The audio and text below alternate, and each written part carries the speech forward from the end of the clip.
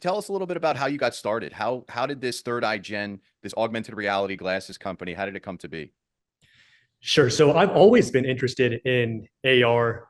And back in college at Penn, this was a while back, this was right when virtual reality was taking off. So the Oculus had just come out. I think Facebook had bought it. And my friends and I saw this as the future and were driven by the belief that this AR tech could be a force for good. So after college, actually during college, I started one of the first AR clubs in the nation, and it grew to about like 200 people. So we were like, wow, this is really popular. A lot of people are interested in this. And then after that, we focused on how can we commercialize this tech, because a lot of really advanced tech, even though it's advanced, it can't be used. It can't be commercialized, yes, because it's not miniaturized enough. It's not small enough. But we saw that this was a time where AR could be used by healthcare, first responders, telecom, and we really focused on defense and the healthcare and enterprise sectors. And we focused on developing both the hardware and software. So we developed our X2 glasses, and we have other versions, and as well as software. So software for remote assistance, holographic software, so some really cool advanced things. And we were able to get some pretty big customers like the US military. I think that's probably the highest one you can get, as well as major hospital chains domestically and internationally. So right now we're still focused on the enterprise side. This is still a really cool space to be in. And I think more than the consumer side, the enterprise side is where we're seeing a lot of really cool momentum for AR. So it's still a really new space, but there are some really interesting use cases that are helping out society. Cool. Yeah. So let's take it back. You're at Penn State. You're a college student. UPenn. I'm sorry, University of Pennsylvania in Philadelphia. And Oculus just comes out. What about Oculus and the other virtual reality technology at the time did you see promising? What you said you thought as a force of good. Can you explain that a little bit in more detail?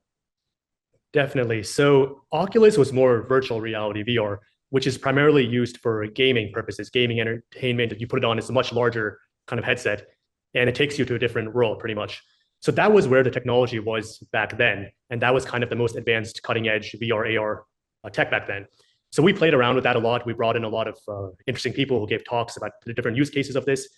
But one really interesting point was what a lot of people mentioned, a lot of people who worked in this space, scientists, research, who had patents, was that AR is meant for the real world, whereas VR is meant for gaming and not for the real world. And that's where being in the real world, you have a lot more useful use cases. Like take someone who is vision impaired. There's over 200 million people worldwide who have trouble seeing. They can put on an AR glass, it can help them see properly. It can zoom in and zoom out or read what's in front of them. Or someone with Alzheimer's, like if a grandparent has Alzheimer's and they have trouble doing their daily tasks or recognizing family member, the glasses have AI image recognition, so you can recognize what's in front of you. So we really understood that AR is really what the future is, and it's meant for real world use cases. And really during COVID is where we went really big into healthcare. And that's where we worked with different first responder groups and developed software for them to help, because they were dealing with so many different patients back then and their hospitals were overwhelmed. And they were able to use the AR glasses paired with thermal imaging to operate almost 40% faster and bring back more critical patients to the ER. So that was really great to see. And I think that's where we really put a focus on the healthcare and enterprise kind of uses of AR. Wow. So healthcare professionals are using these classes in real time with patients, and they're able to access like patient records, information about particular concerns or diseases that a patient may have just in real time through these classes. That's correct. And actually, the glasses are HIPAA certified as well. So we went through a pretty comprehensive certification process to get that HIPAA, and our software is certified as well. So I think that we needed that to be able to do some of these first responder use cases. We're also working on FDA approval to be used in a surgical setting. That's in the works right now. And that's an even more advanced use case. But healthcare is great to see because it's something that affects people's daily lives. And it's really massive in AR. So you take someone who's vision impaired, it can help them see properly. Take someone with Alzheimer's, it can help them recognize what's in front of them. Remote telehealth. So if you don't have access to a great doctor, you can put on the glasses and a 3D hologram of the doctor can come up and walk you through or help diagnose what's going on.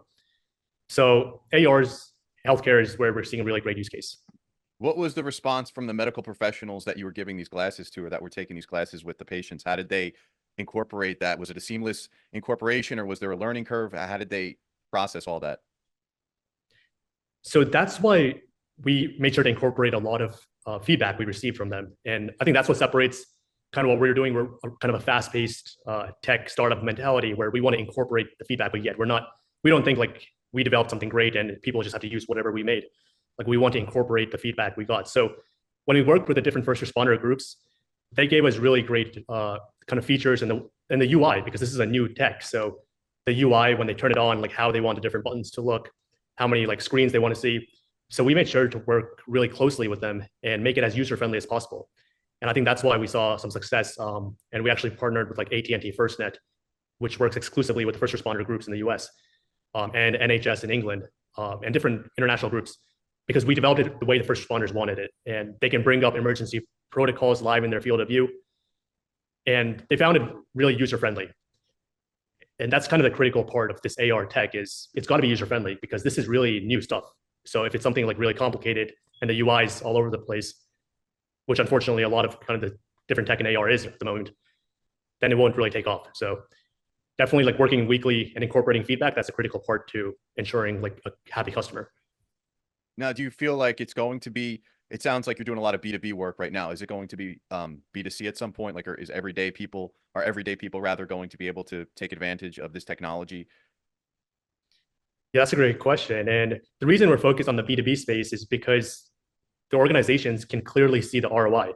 So instead of flying out a senior expert to a remote maintenance field, the junior technician can just wear the glasses and have the instructions on how to fix an engine or an aircraft live in their field of view. So this is helping them save a tremendous amount. And usually like within a month or two of buying the product, they're recouping the cost. So for enterprise, it's a clear ROI, which makes sense for them to use it. And I think that's why we're focused on that. On the consumer side, no one's really figured that out yet. I mean, even like Apple and Meta are trying to do that, but it's still not there in terms of everyone walking around the streets wearing this. But everyone knows that in like 5 years or so, it's going to get to that stage. Cool. Well, cool. Yeah, I know virtual reality. I mean, I think I sent you an article a couple years ago about they're trying to incorporate VR and AR in like the entertainment space. They're trying to create stories for these glasses. So it's like a movie experience, but now it's going to be VR. Hasn't quite hit yet, but we'll see what happens in the future. I mean, do you see movie experiences becoming more virtual reality or augmented reality based? Definitely. And the beauty is you can visualize it in 3D. So as opposed to like a 2D screen on your phone or iPad, you could have like your entire family watching it and visualizing it in a 3D holographic way. So it's a more immersive way to see content. And one of the spaces we're active in is the education space. We're partners with a lot of universities. We do a lot of kind of research projects with them. And the reason they like AR is because it helps them visualize content easier. So you can have a 3D human anatomy body and see the different parts a lot better than on your in book or on your iPad. So this helps students learn faster. And there's actually research studies that show like this is helping ramp up education easier and help students learn faster. So I definitely think for movies as well, it's going to move to this as it gets smaller in size and just the technology gets better.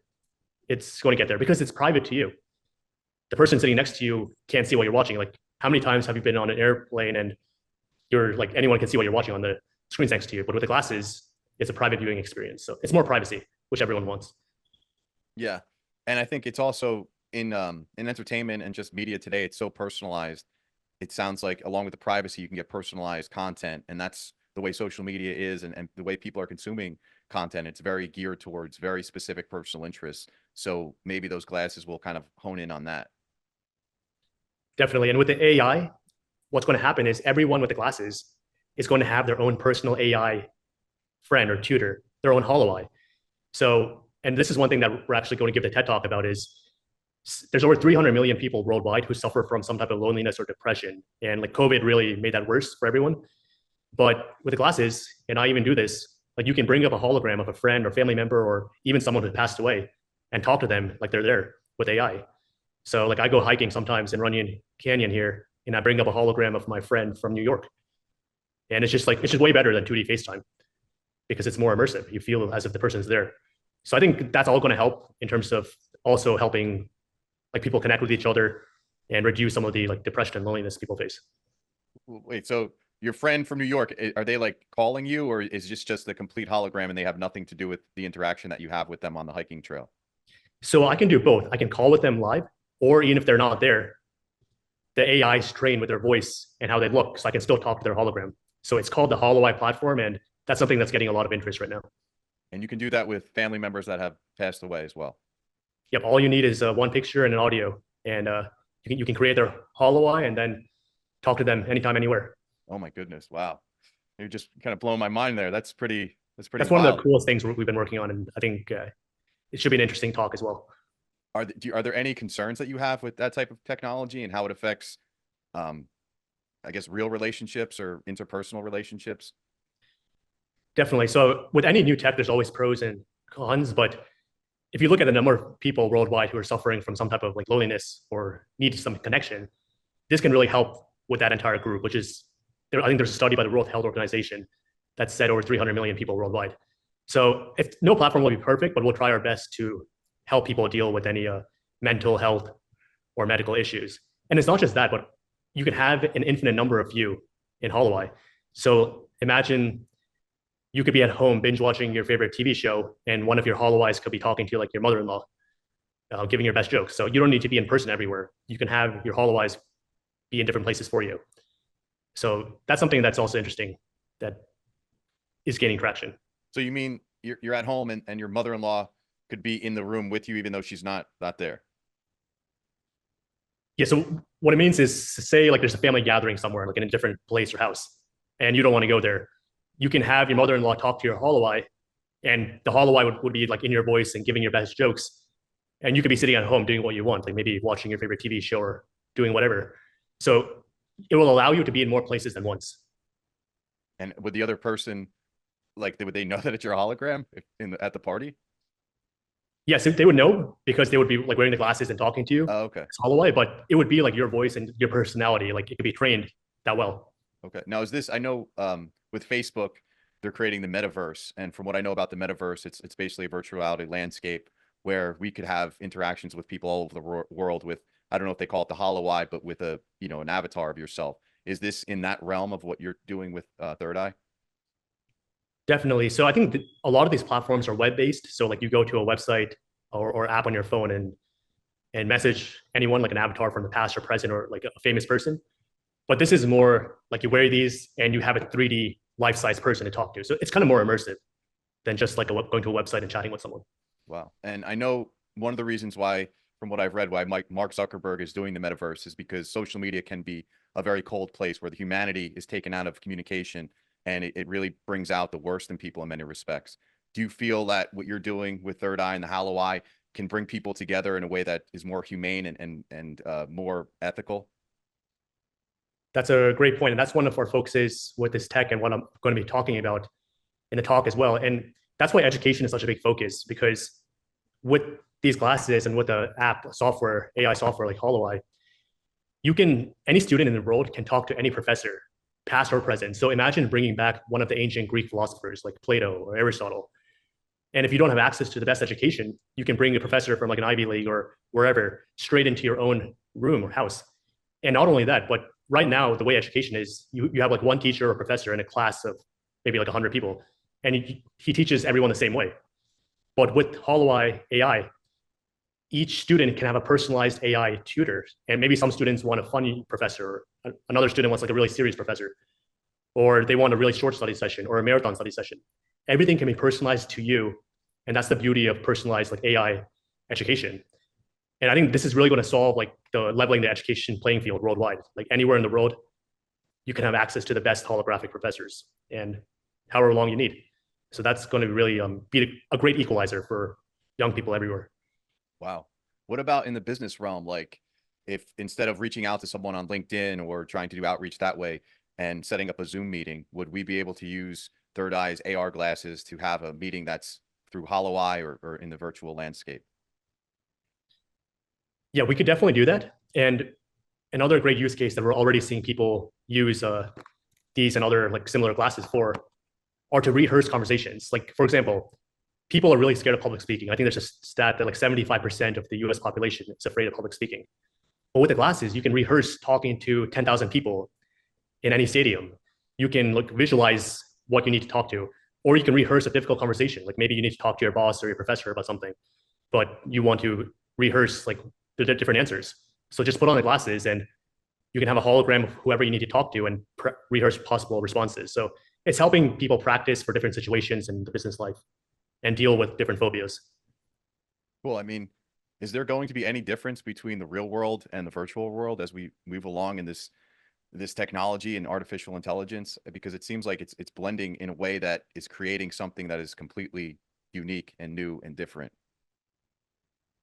So that's the million-dollar question. And I think everything's going to be combined really well.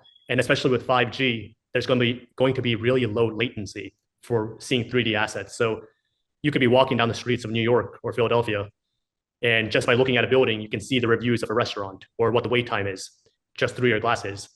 So there's going to be a next level of immersion that's going to be amazing. And it's just going to have people have to get used to it, I guess. But the benefits are going to really outweigh the cons. I think that's what a lot of people will think. Right. Well, very cool. Very interesting. What's next for you at Third Eye? I know you said you have a TED Talk coming up. That's exciting. Can you tell us a little bit more about that? Definitely. So we'll be giving a TED Talk in Philly later this year about how AR can help for mental health, especially for young people, because that's such a big issue nowadays is mental health. So we're going to be going over that. And then we have a lot of interesting use cases. This is the future. Like we have different military projects, different healthcare projects that continuing to be at the cutting edge of the space. And I think that's why it's such an exciting place to be in and seeing some of the different use cases. Are there any upcoming adaptations to the glasses that you could talk about? So we have a couple. I think they're for really unique use cases. One is for a military use case that's really customized for them. And then we also have a telecom use case where they want to connect like a 5G pack to the glasses. And that takes a lot of testing because unlike a phone, which is in your pocket all the time, the glasses are on your head. So we have to do a lot of testing, make sure there's no negative effects of a 5G pack close to your head. But it's really cool. It's really fun to be in, and it allows us to do more advanced software, like integrating 5G. You can visualize like a 3D construction site on site because the 5G will transmit data really fast. So it's really cool. And I think it's more about seeing how it can help the world. That's what we're trying to do, like, especially in the healthcare space. That's probably the most exciting space. Cool. And where do you see the company in 5-10 years? That's a great question. I think right now we're getting interest from around the world. I think we have partners, distributors. I'm actually going to Saudi Arabia next week for another use case. And what we in Japan, South America, Europe. So it's great to see the worldwide use of this. And I think we just want to keep increasing the number of partners and customers. Very cool. Very cool. I know you're very busy, Nick, and I appreciate your time and a lot of respect for what you're doing. It's really remarkable to see just in the last, 6 years now since we've worked together, where the company, where it came from and where it's going. It's quite impressive to see, and it's really cool. It's just a really cool thing that you're doing. So thank you very much. Thank you, Tom, for your time and taking the time to do this. And it's really great to